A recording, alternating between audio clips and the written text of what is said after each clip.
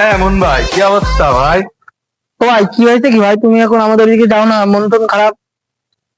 কি ভাই, তোমার সমস্যাটা কি? কি ভাই, স্যাক ট্যাক খাইছো নাকি ভাই? ভয় খাই দে।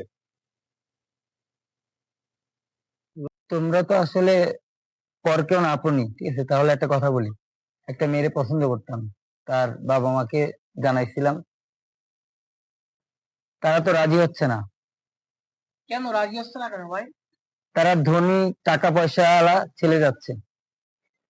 বুঝছি, তাহলে তোরা বয়, আমি তো আসছি।